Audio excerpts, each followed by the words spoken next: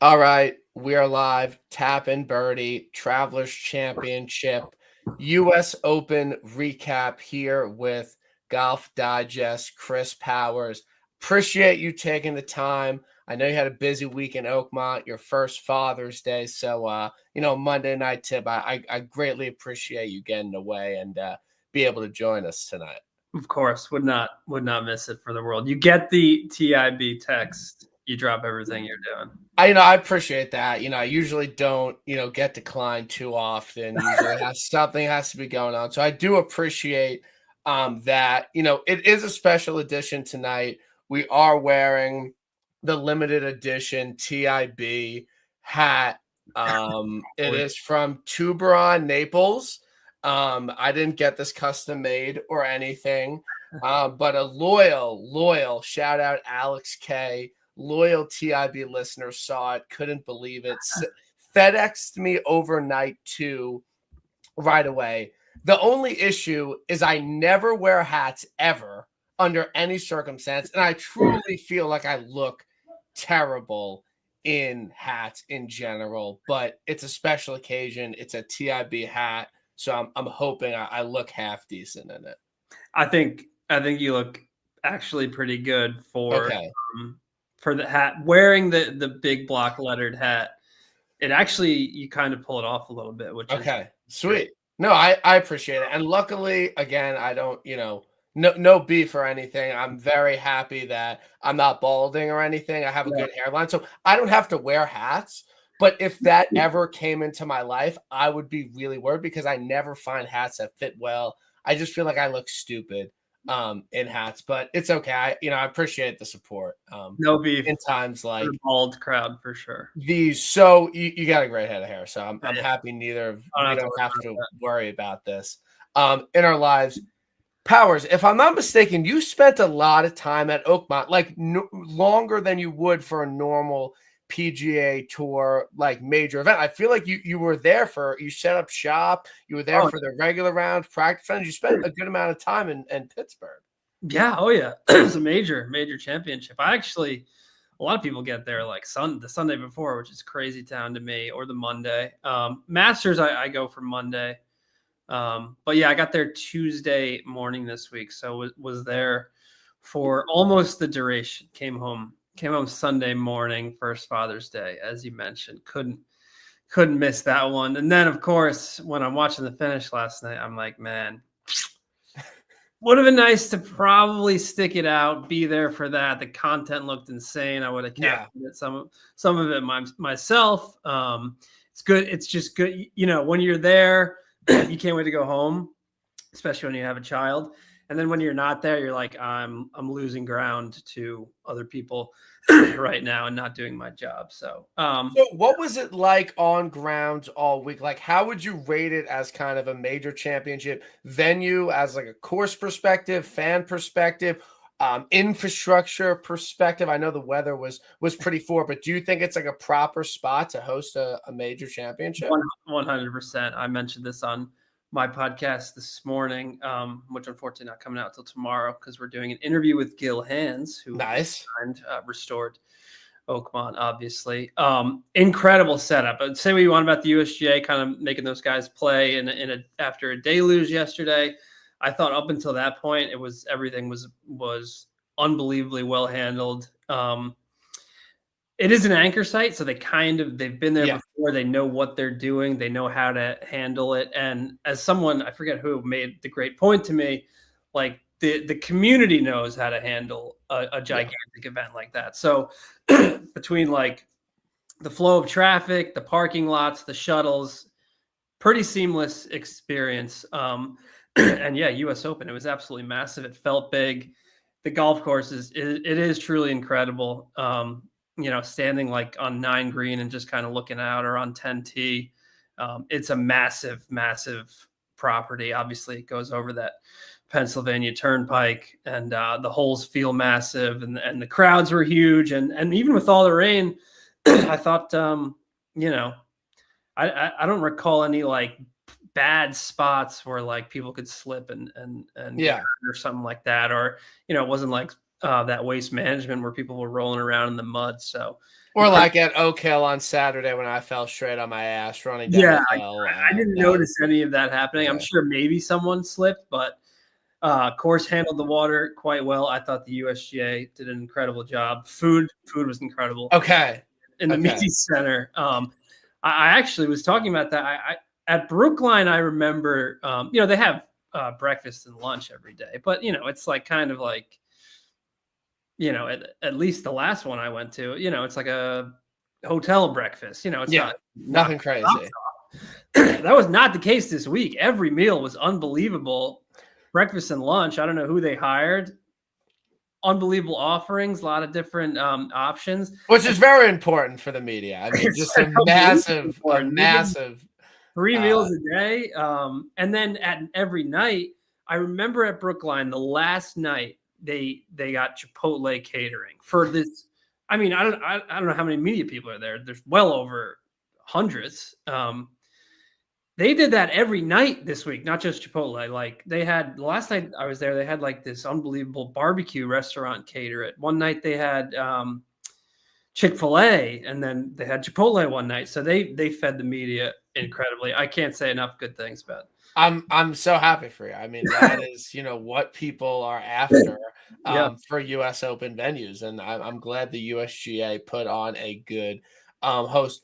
As it pertains to the golf course, I think that US Open kind of falls into this weird part of golf, wants and needs where, we see these slapdick PGA Tour setups week in and week out, and these guys go low week in and week out. And we get to the US Open and it's like, we want to see an over par winner. We want to see these guys struggle. We want these guys to look like 18 handicappers out there. Like we want these guys making doubles, shooting in the 80s. And I'm not saying everybody. I'm not doing this. I was told Steph Curry wasn't a good shooter or anything, but you get to the week of and people are like, this is not enjoyable. They're like, this is not fun. This is like super boring. Like I'm watching JJ Spawn and Sam Burns make a ton of pars and like hit a bunch of fairways and greens. Like, I'm bored. So I think that is kind of where maybe there's a little bit of a disconnect, and maybe some people might have issue with Oakmont, whereas like I know you tweeted, there's no birdie holes. There's one birdie hole, and you could literally make a bogey on it very easily. So there's not a lot of excitement like, 13 or 15 at Augusta, or, the drivable par 4 and reachable par 5 at Quail Hollow, or a lot of these other major venues that have a lot of holes that you could make birdie on. You don't really have that at Oakmont. So I do see how some people thought the golf was a bit boring at times. And I agree to a certain extent. I don't think it was as exciting at parts as like Pinehurst.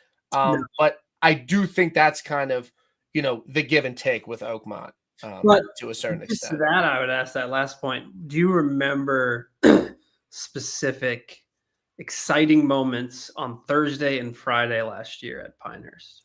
I think that I'm not like just direct comparison. I'm not saying Pinehurst was a better like open venue or anything, but I felt like with the short grass around the greens, it was a bit more unpredictable. And I think that some people maybe this week had beef with the fact that the rough was true hack out rough. Yeah. It was very tough around the green. So it was just a very like, if you hit in the rough, you're kind of making a bogey unless you're going to chip out and, make a par the old fashioned way.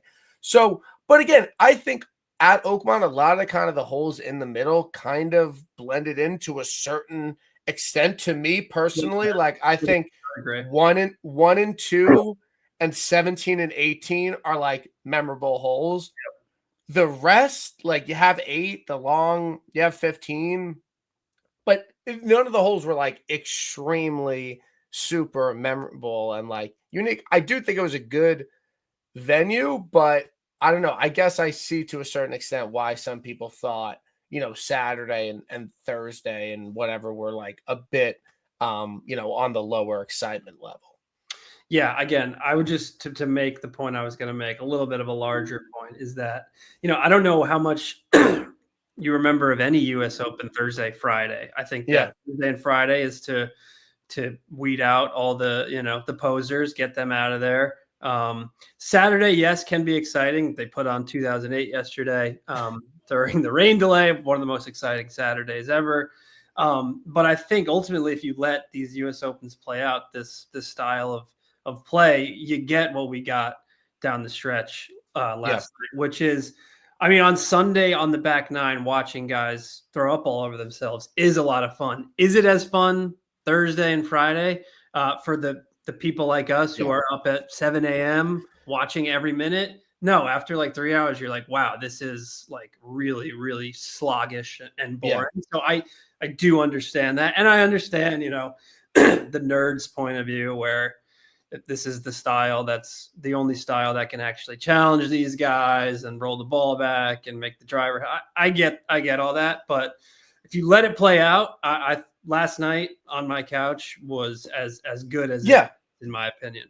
I thought yesterday was unbelievable, and I truly cannot think of the last major championship where that many golfers had a chance to win on the back nine. I truly cannot think of it. Like, Tiger kind of ran away at the end, but like 2019 Masters, that had a lot of movement on the back nine. But it's very uncommon at these major championships on Sunday to have four guys, even pre-round, kind of be below 5-1. Usually it's like, two guys are going to win this, maybe three, but one falls off. So I thought Sunday on the back nine was absolutely incredible theater, where it looked like Sam Burns might run away with it. It looked like Adam Scott was going to make a charge. It looked like Carlos Ortiz was going to make a charge. Hatton was live favorite at one point. And then Bob Mack comes out of nowhere. He's live fave. And then, Spawn keeps making putts. So that is so uncommon in these major championships to have that much volatility on the back nine. And I thought it set up for obviously unbelievable theater. And when no one can really separate and it brings a lot of people in, I think that makes an amazing to be able to make 5 bogeys on the first 6 holes and win. I think it's incredible. You make you're one back on a PJ Tour Sunday. Every hole's a birdie hole. You go 2 over through 4, you're done. It's dead. over. You have literally dead. So I appreciate. I think it's a 1 week a year type deal. Exactly.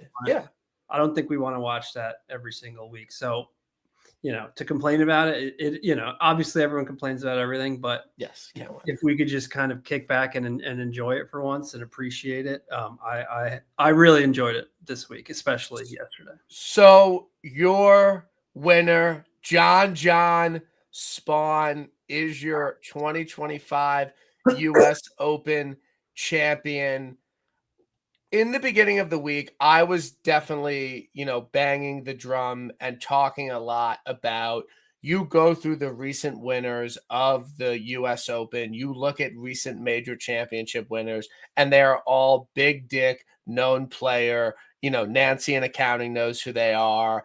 Like, I had a really tough time going into the week thinking that this wasn't going to be won by someone that is a bomber, elite driver of the ball. When Wyndham Clark wins a major championship at a U.S. Open, it's hard for me to think that it's not just exactly for bombers, and I thought, this week it definitely did. You did need some distance and some accuracy. You needed to have kind of a little bit of a combination, but I truly never thought someone that has the driving skill of JJ, which is a little bit above tour average in distance and a little bit above tour average in accuracy, could win a modern U.S. Open setup, especially at a wet Oakmont. What are your thoughts about someone, like that winning a major championship, especially with the recent winners we've had of U.S. Opens? Well, I was with you. I obviously made the biggest bet of my life on Bryson, was definitely banging the distance drum. And then, of course, he hears his press conference and he kind of telegraphed what ended up happening. And that's, you can't just mash your way around here. And I should have listened to that. And I spoke to a bunch of guys on Wednesday, kind of wanted to just do this. Like I wrote the story, like, is there any reason to be optimistic about this week? Is there anything you like about the golf course? And turns out I talked to Adam Scott. He said he liked the golf course a lot. And then another guy I talked to was Ryan Gerard, who said, I think when it's this difficult, it actually opens up the pool of winners quite considerably. Of course, I didn't listen to that. You bet a guy at 7-1. 7-1, literally, and bet it like I have to win this week. Never bet like that, children who are listening. So should have listened to Gerard. Ended up being true. And again, I enjoyed the hell out of it. And I'm a fan of this JJ Spawn. I was at the Players Championship this year. Really enjoyed his press conferences there. Really enjoyed following him down the stretch. Gave it a great run on the 18th hole there. Had him. That's right. You did have him. I forgot about that. No, it's an awesome story. This guy grinded Canada Tour, in 2017. This guy has one win on the PGA Tour in the past. It was the Valero Texas Open 3 years ago. At this point last year, he was playing awful. He genuinely thought he was not going to play golf anymore. How real or whatever that is, whatever. But he was having a terrible season. Turns it around, finishes top 100 in the FedEx Cup, has a decent fall, starts out the year, just levels up his game, and, has a couple runner-ups at some, I'm not expecting the average fan to know who finished, third at the Sony or runner-up at Honda or whatever. But then he goes out and he plays unbelievable at the Players Championship, biggest event of the year at that point thus far, has an amazing Saturday, and falls off early, but, takes Rory to the brink. No one beat JJ Spawn over 72 holes at the Players Championship. And he was an inch away from being the Players Championship, that putt on 18. And, I just think for a lot of those guys, like, that's kind of the peak. Maybe he wins, the Charles Schwab, and it's like, oh, like JJ's having a great year. Yeah. But to actually go out and win a major and just get white hot with the putter, and I don't want to say it's all the putter, but that was easily what he did best all week. And he made a zillion putts on Thursday and Sunday to win by 2.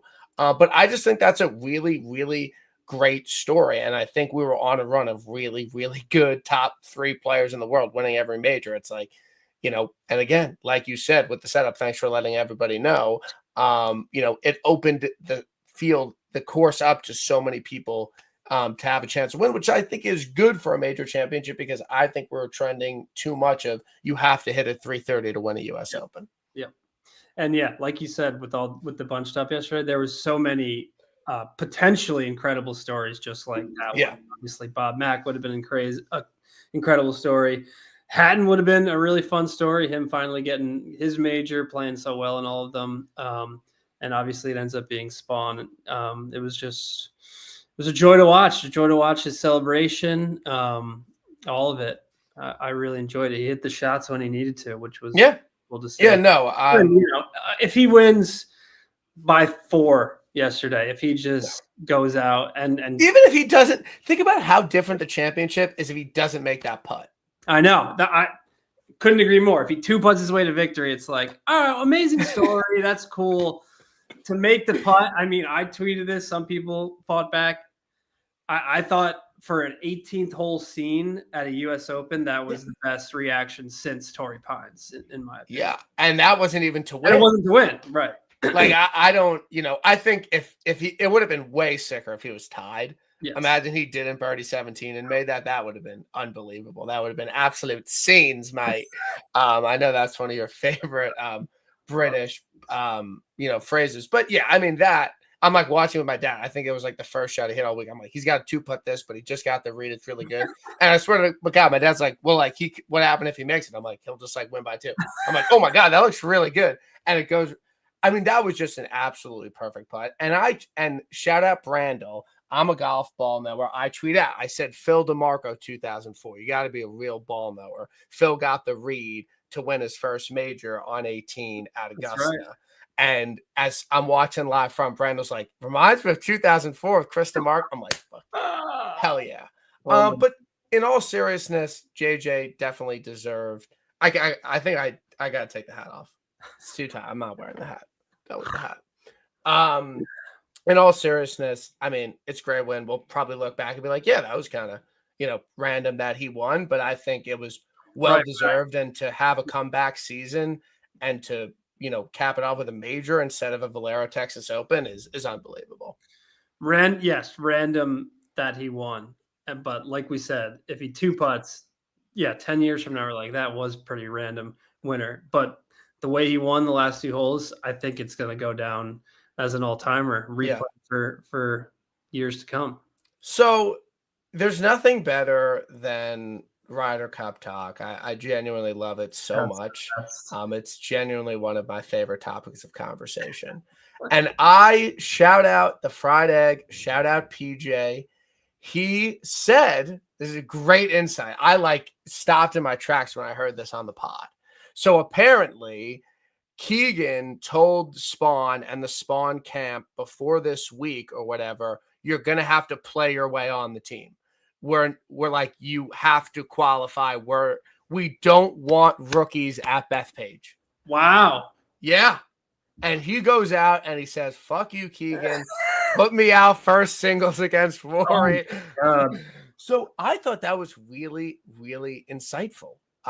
So what that kind of means for, Ben Griffin's, Maverick McNeely's chances to play at Bethpage, I don't really know. I think Ben Griffin and JJ are kind of in a bit of a different spot. I mean, I know, Griffin's probably had a better year. I don't know now, but I think they're kind of in a different spot. What are your thoughts? What's instant reaction to Keegan saying we don't want rookies at the team or a small amount of them?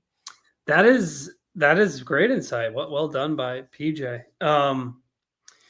I would go the opposite way. I can't get enough rookies the way they've played the last few years, this team, and the kind of anchor guys on the team who are, unfortunately, it looks like they're going. I mean, like guys like, I don't want to name names, but Justin Thomas and Colin Morikawa. Okay, they're not even in the conversation. They're obviously on the team. Yeah, they obviously are on the team. Yes. But yeah, all right. So you want to go down to Patrick? Yeah, like they're probably going to pick like Spieth over Matt. Right, which is insane. Spieth does not belong anywhere near the team this year. And I'm a Spieth guy, and no, he does not belong on the team. Cantlay, I think you could probably still make a case. I think Cantlay's a lock. I think he'll probably end up doing what he always does. He'll get hot late in the year, and he's been good in the Northeast.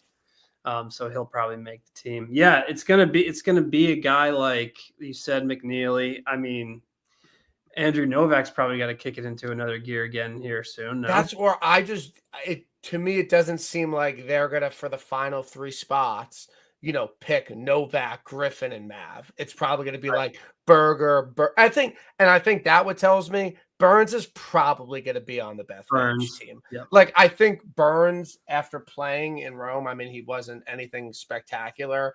And I don't even throw out the relationship with Scotty Scheffler.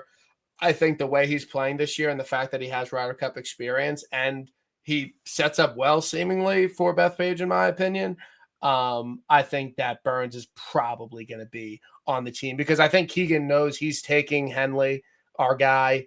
He's a rookie. So do you think the U.S. is in a terrible spot like everyone is actually saying, or it's overblown? Definitely not as bad as like, what was that couple? I think it was a Memorial where Jack Nicklaus had the nice players quote. And then I was looking at the roster like, oh yeah, this is a bunch of nice players, but I don't, now that you got Spawn, who's number 3 in the standings, I was kind of hoping for Brooks Koepka to kind of stay in the mix here. And I don't know. You're talking about Keegan's quote there. God forbid he wins. He doesn't even win the Open. Let's say he finishes 3rd at Portrush. And like absolutely fucks at Live London or Singapore. Exactly, at Live London. Like, I don't – if Keegan's telling you he doesn't want to take any rookies, he wants experience, and you're going to want it to be guys – who are experienced and showing a tiny little bit of form, he could still throw quite a wrench into it, I think. Yeah, so I think the poor, I'm shouting them out, but the Porath tweet of Timothy Chalamet, like US, when Andrew Novak and Ben Griffin go 3 after 2, like that. I don't know if we're getting that. Yeah, is my understanding. Right, Novak could win this week. Yeah, he could. I'm betting him. Oh, easy. I mean, he is winning this week, so I mean, we'll get to that. Do you feel at all responsible for what's happened to Rory and the media? I mean, like, what percentage of your questioning at the Masters has led to this at all? Like, where are you kind of on that? I don't personally, because I thought he gave one of the best answers. Now, I know people didn't love the answer. Yeah. That was like, as far as I know, I'm not trying to be the main character here, but the first time he had or maybe he had said this before, I don't know, that he had mentioned, like, this is not an obligation for us. So I was sitting there like, oh, I forgot that was kind of the case, because he's always spoken, and a lot of them do. So no, I don't. Maybe for Colin has not been the same since that question. Although you could argue Colin hasn't been the same since he lost to Russ Henley. Since he lost to Henley during the Rolex commercial. No, I don't feel responsible, but it is certainly.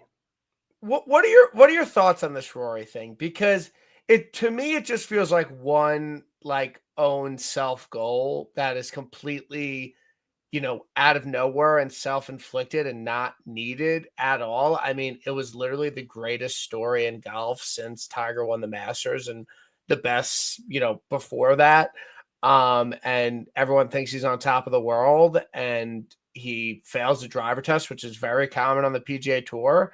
And he thinks the media leaked it. I know No Laying Up, your boys were saying, like, someone at the testing leaked it to the media and the media reported it. It's not like the media leaked it or anything, but his quotes of just being like, it's like when you tell your boss, you're like, yeah, I don't want to work. I'm super bored. I would rather go home and drink. That's big. He's just like, yeah, I won the Masters. I don't really care about the Truist Championship.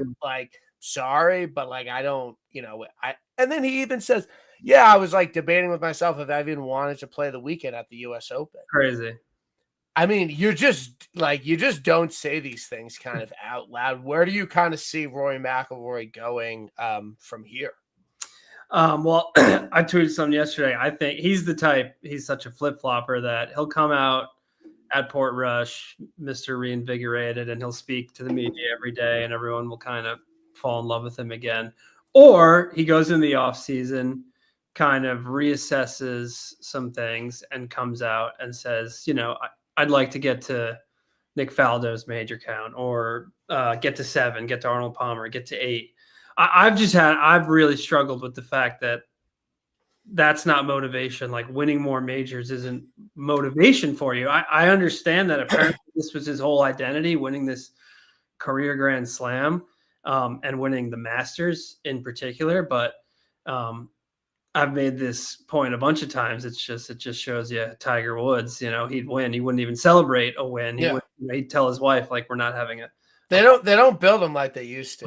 They don't. Or I mean, say what you want about the Jordans and the Kobe's, but there's a reason they have the aura, because they're back in the gym getting up shots. Yeah, I think it must. I don't want to, something. I feel like something's going on in his personal life. It just doesn't make sense for him. We don't want to allude to anything like that, but the idea that it's just this driver thing is a load of bullshit. Yeah, I don't. That, but that's not why. To still care about it when he obviously didn't even care that. I mean, obviously he cared, but he didn't care that much about winning Quail. I know he cared about winning, another major, but it's odd. So I don't really know. What I find the most odd is you're this crusade of not talking. Why do it at all then? And then he's like, I'm just tired of the whole thing. All right, just don't do it at all then. If you don't want to, why are you doing it before the tournament? Why did you do it on Saturday? Because did he go online and scroll through the comments Friday night and he was like, all right, I'll just do it. Did he see what Brandel said about him? If you're sending some message, don't do it at all. But the thing with him is he cannot stay away. He wants. Yeah, I think he likes it. He likes talking it out with the media. So I don't know. He's quite an enigma. Yeah, he is. And it's just weird, and again, if he did this after he lost the Masters in heartbreaking fashion, it's like, all right, like, yeah, we get it. Like, I wouldn't be able to come back from that either. But to do it after you win, I don't understand it. Something else must be going on. What are we ready to have a conversation about, like, Scotty not winning on slapdick PGA Tour setups, or no? I don't know. I mean, he seems Augusta is like the ultimate, he's in full control there and he knows the outcome of every shot. Pinehurst now, I know people point to he doesn't have a good, but it's just the putting. He can't do it on these super fast, like POA, like weird greens. Like, he needs to just like some overseeded, bent POA mix. Like we have a Travie this week.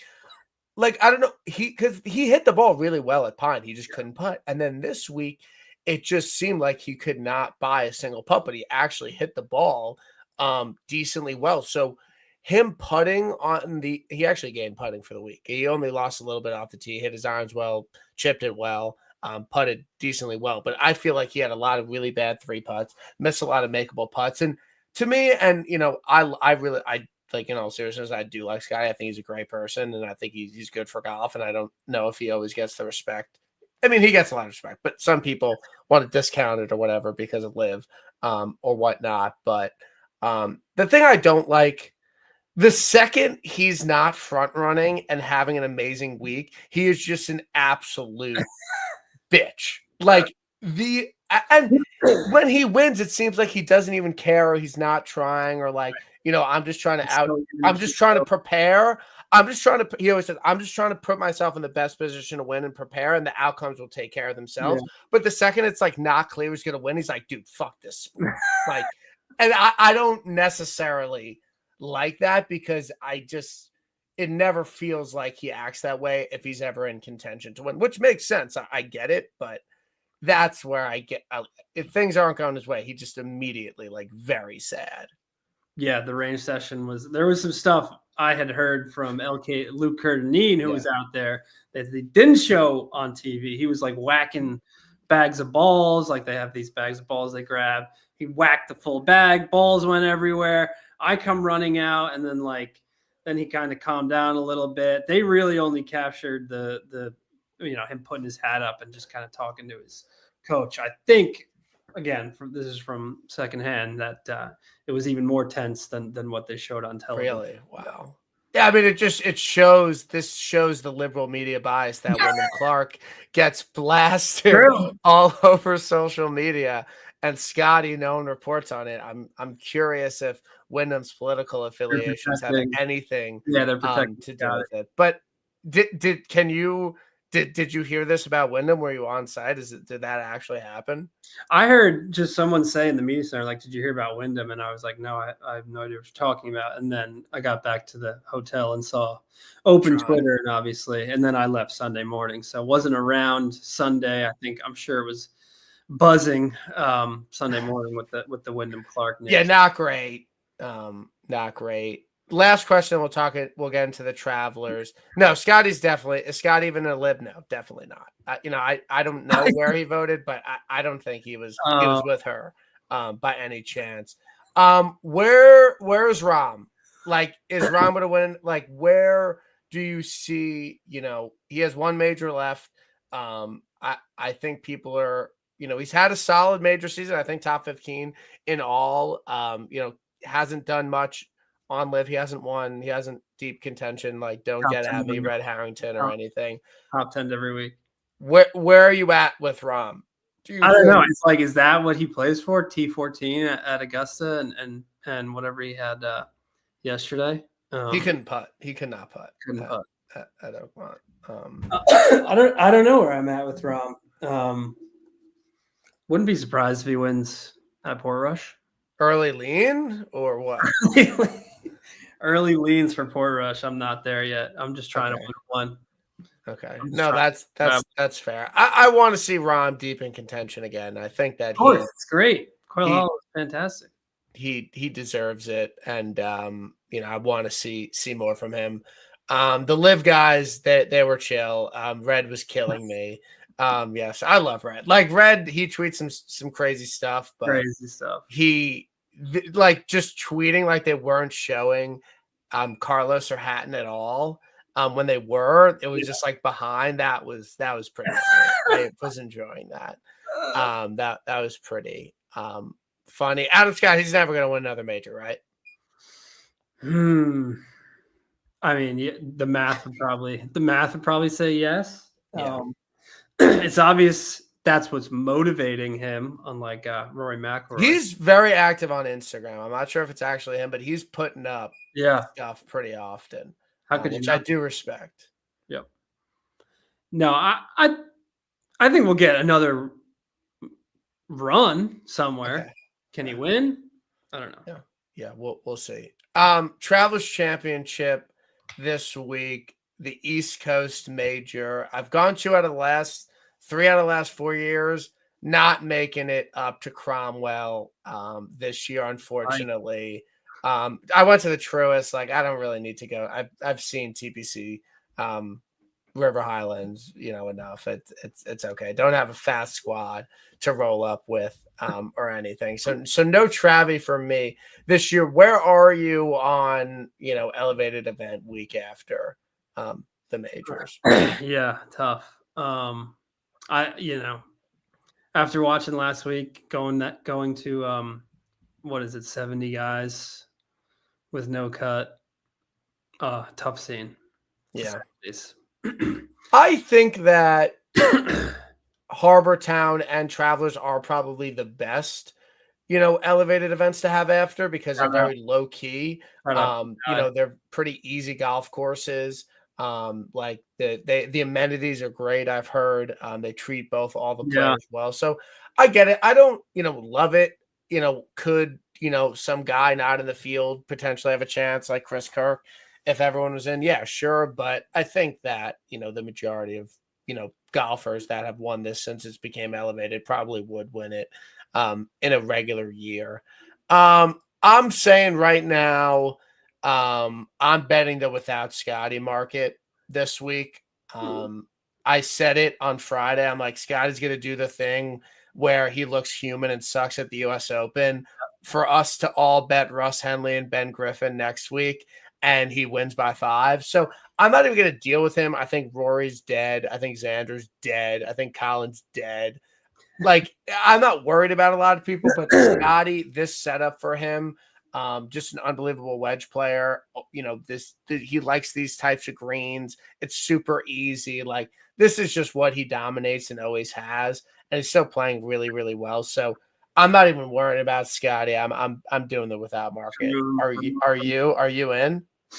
I'm single bullet this week. That was a brutal week for me at the US. So it's been a brutal stretch. I don't know if anyone's seen my top 10 record on golfdigest.com, but it's been a brutal year. Even though I hit Henley, I think I had Ludwig at Genesis. No, it's a what have you done for me lately business. Yeah, unfortunately, you give it all back eventually if you're not winning annually. So, not in the without Scotty. I hate to single bullet you. I know you want to go through. No, it's all good. It's okay. We can talk about some guys. I'm happy to chat it out, but just a little disclaimer for everyone.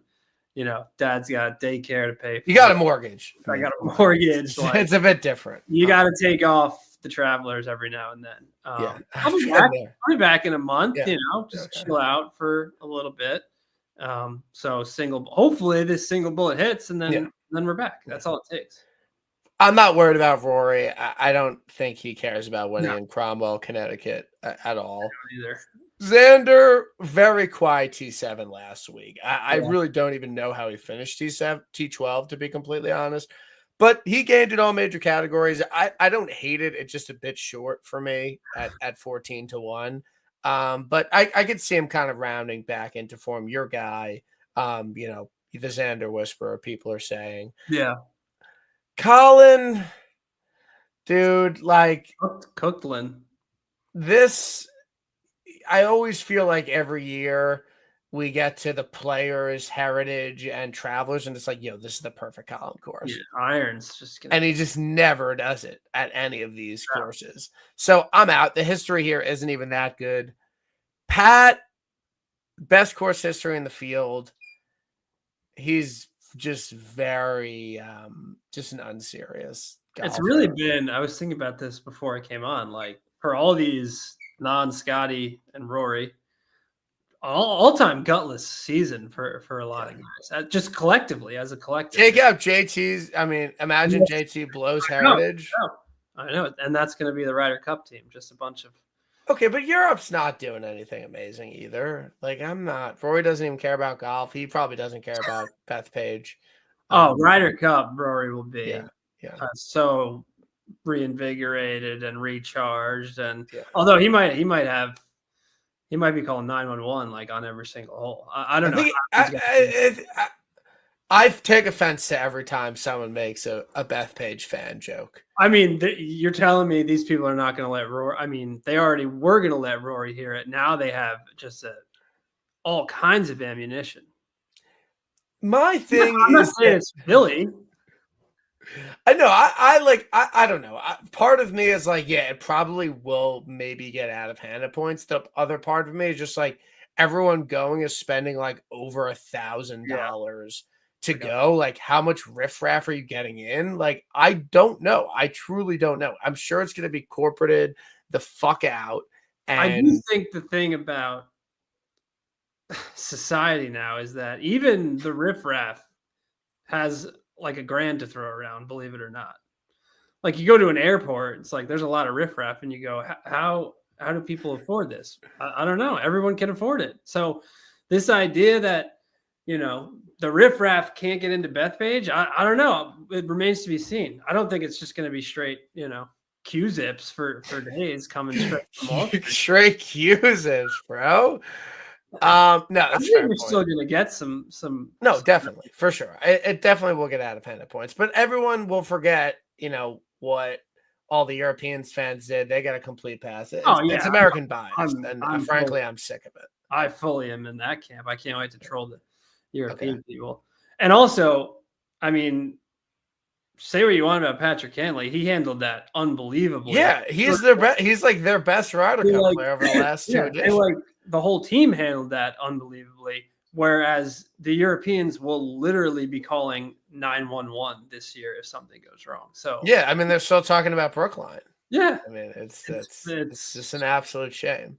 We are very excited for that page. Be a lot of fun. Ludwig, something's wrong with him. I'm not sure what it is, but ever since he won Tour, he's just been absolutely terrible. And no question, I would never bet him here. I am a bit like JT 30 seems like a pretty good number. I think he, you know, not a hot take, but you know, he's just done better on kind of easier, you know, birdie fest grinding on Saturday. Yes, he was at the range. Okay, I like this. He's turning shit. Okay, farming on the range. He is farming a little bit. He was. By the way, Sam Burns came and hit next to him. I saw someone give, and I'm not a JT guy by any means. He actually blew me off with the Players this year when I was trying to ask him a question for a story. But straight sirloin. Straight sirloin. He was there already. Sam Burns came and hit next to him. So whoever said like, oh, he went, what a piece of shit going next to the leader. So JT was there. Sam Burns first reported. Sorry, I'm just trying to keep it real here. No, I think that's totally fair. Hovland, I personally think him, Sam Burns, Cam Young to a certain extent, anyone deep in contention at that course, in that setup, thinking they have a chance to win a major, going to Cromwell, I don't think they have I really don't think they have a shot in hell to win. So I've seen that take, and I just want to, like, is that true? I think, yeah, Ches Reavie finished T7 at Pebble never was in contention at any point in the tournament. It's Pebble Beach shot like 12 under for the week. You know, it wasn't elevated. He goes out and wins. Like, sure, Harris English. Do you remember Harris English ever having a chance to win at Torrey Pines into 2021?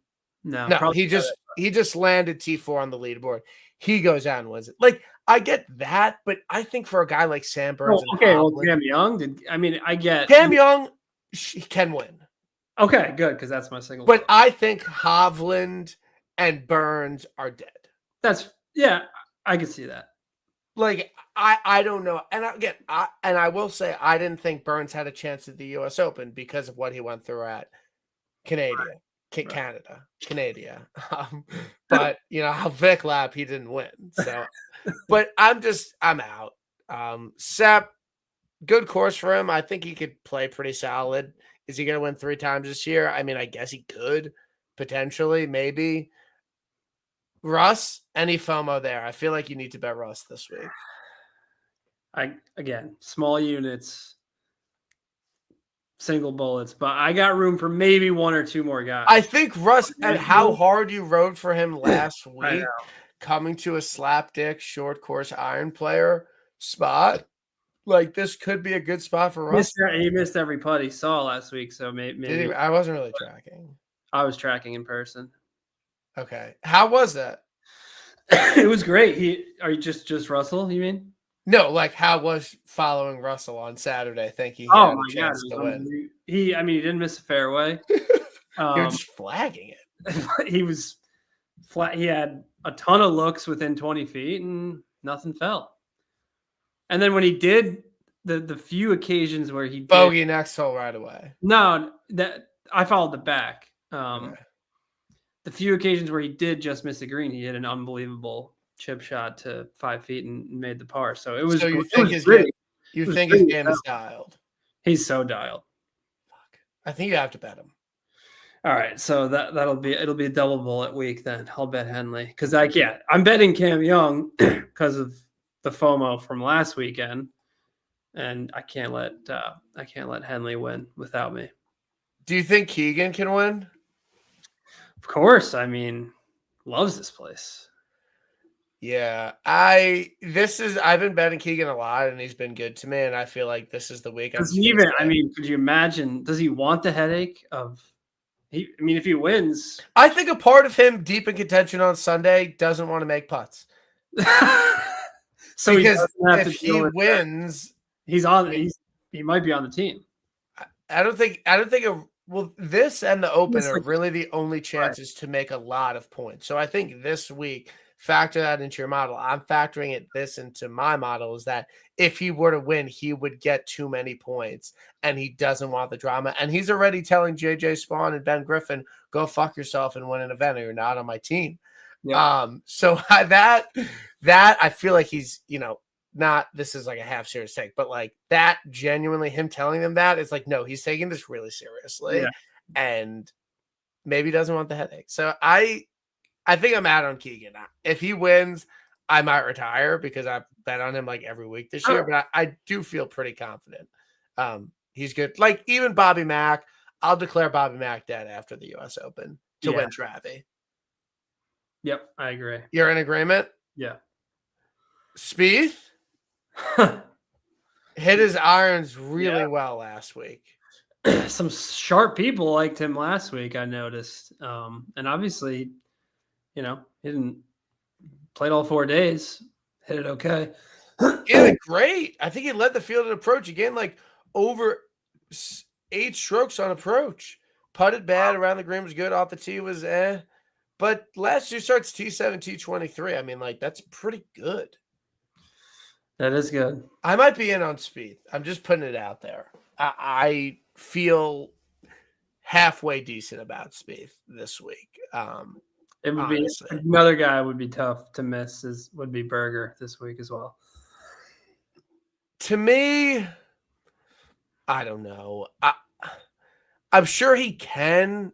But I don't really know if Berger's jam is getting to -21. I mean, the putter is not great. And I think even if you look at his wins in his career, he really has won on a lot more average scoring places like Pebble and Colonial and everything like that. So I don't know. To me, it seems like he's like one of the most positive EV bets on Data Golf, but I think I'm going to miss Berger this week, to be completely honest. Someone I do like and I would love to sell you on is Siwoo. Already a winner on a nice Pete Dye track at TPC Saw. He's won on, I think, multiple Pete Dye courses. Doesn't have the best course history, but I trust he can figure it out. And he's a pop player. He can, miss the cut by 5 or win by 5, and I'll take the volatility with him. He hit his irons really well at the U.S. Open. Off the tee was really good as well. Just couldn't putt. That's fine. That's okay. We'll figure that out. I'm definitely betting Siwoo. Siwoo is on the card 100%. I like Akshay.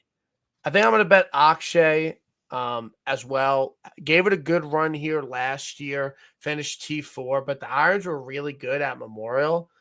They've been good the last 3 weeks. Just couldn't putt. I figure for whatever reason he could figure it out. T3 at Players, that was his best result of the season on a shorter PGI track. So I'm betting Akshay most definitely. For Tom and Marty's, will you not bet Posty? Card's like really full already with 2 names on it. I like Nick Taylor too. Okay, that save you a little bit of money, but Posty, okay, the irons have been really bad. I didn't know that. Posty? Oh, 70. Oof. Like nothing. No, I can't fancy you at all on him, even for Tom and Marty's. Not even for Tom and Marty's. Where does he rank on your? Where does he recently? What? Posty somewhere, and he totally boned me. Rank? Yeah, where does Tom and Marty's rank on golf Twitter personalities? If we were doing weekly power rankings, he'd be in the top 3 every single week and would fluctuate based off of how strong his performance was. Did you do any numbies during US Open week? Other than like I'm talking like normal numbies, like with a meme or something like that. I don't know if I saw any of that. Like normal numbies? What is that? Normal numbies, like golf joke numbies. Oh yeah. Yeah. Is your algo not hitting with me anymore? I don't, because I did numbies this week. I saw you did some numbies. I did fucking double numbies this week. All you need to do is make a joke about hibachi onion volcanoes and you get 1 million views. So Elon, you're sending me the money this month, okay? All right, just want to let everybody know. A decent chunk this month. Okay. Based off performance. I guess you didn't see it was kind of a virtuoso performance. What was the tweet? There was a lot. I'm not even trying to brag. The big banger, which is kind of an easy one, was just Rory's club throw yesterday. But yeah, if you're talking about making your own personal joke. No, I'm not. I was being 100% legit. Like, I'm sure you did numbies, but I don't remember you doing numbies other than on the golf cart video, which I personally have no beef with, and I never made any joke about it at all because I don't agree with what people are saying online. Yeah, okay. You screen clip JJ. That's a quick Millie views. Yeah, that was Millie banger. That was just last night. No big deal. You got Hovland saying that was fucking sick. Yeah, that did some numbies. The cigarette, that did some numbies. That did numbies. Wow. Just a random. When you're popping off when you don't have any picture, no video, and you do numbies. That was tweeted while I was driving home first thing yesterday morning, just that the NBA finals weren't on. Last night.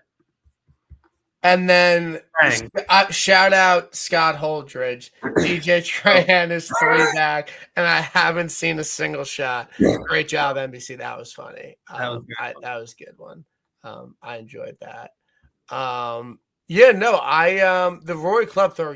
Did you trademark that? TM. Like you got the original clip? I thought I did. I saw. I mean, it's obviously it did bang. Okay. But then I saw some people using somebody else. Johnny Sandbag. I would have 100%. Oh, the T marker got like 700,000 views. Yeah. Phil tweet did pretty well. Yeah. No, look, I apologize that you didn't. I didn't know that. Shout out you for letting people do their thing this week. Okay. No, I appreciate that. Phil tweet, I've been thinking about that one for a while, and I was just waiting for the right time. Which one? No allegations, no scandals, no drama.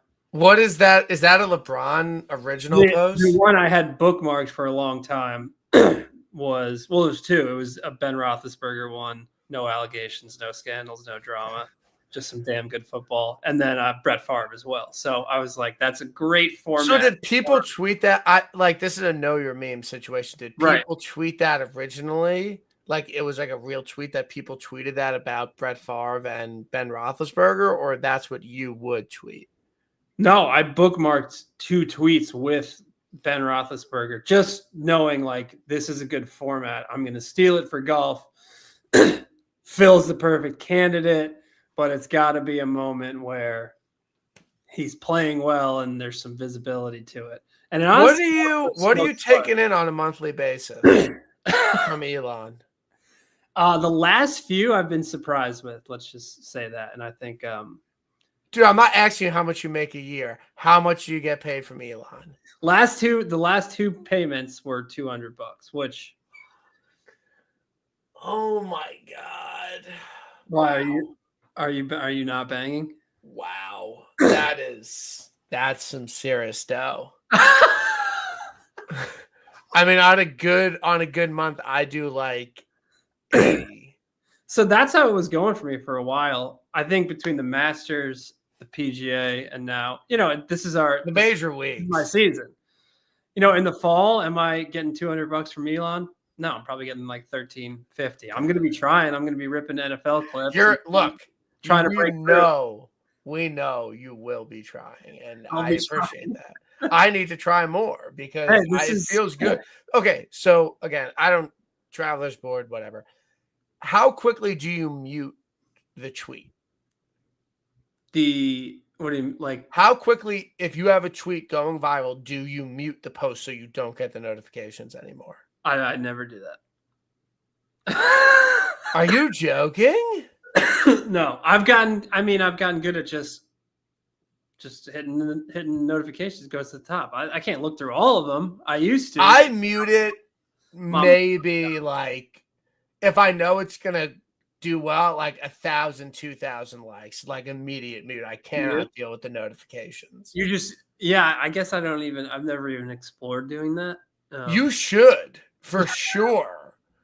Like I don't know. I'm also like I'm addicted to Twitter and like on my phone, so it's like I don't even get Twitter notifications to my phone. Like I don't get any notifications, but I mute it very early on because I don't care to comment to get all the comments and all the likes and respond to people. It's not my jam. Yeah, I'm a pathetic, sick loser. Content whore.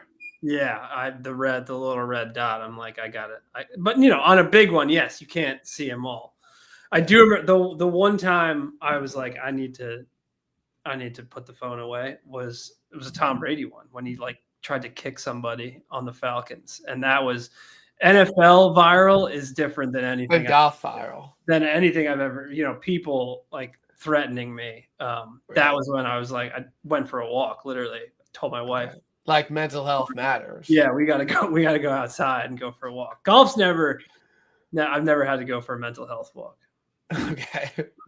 No, that's good to hear. To be honest, enough of us tooting our own horns about our golf tweets that we find funny. Love Novak this week. Novak 100, 140 without Scotty. I'm all over him. These are the types of setup he dominates on. And words out to the street that you got to qualify your way on. We're not picking no rookies to be on Long Island in Farmingdale. That's huge. What's the Cam Young sound like? Just straight FOMO? Straight FOMO, and I think he's just back to Cam Young. Okay. Which is top 5 every week. Not going to win. Not going to win, man. Sunday. Going to have a bunch of 5-footers. Putting well.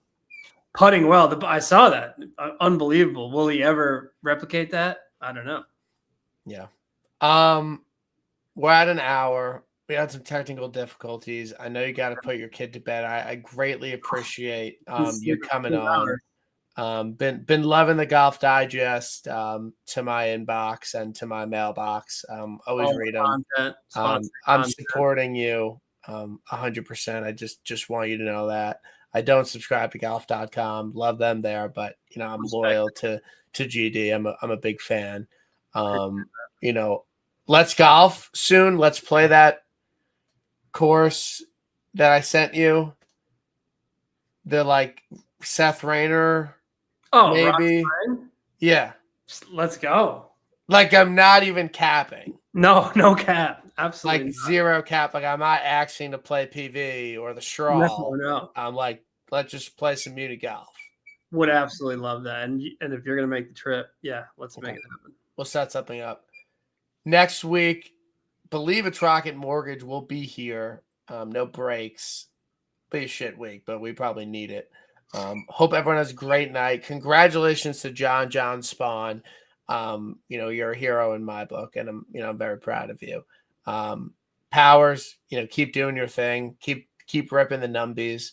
I apologize again about not knowing if you did numbies this week. That's all good. That's what happens. I have one viral tweet, and I'm just throwing shade around. But good for you. That's impressive. We'll see if we could top the 200 a month from Elon. Again, see everyone next week. Hope everyone has a great night.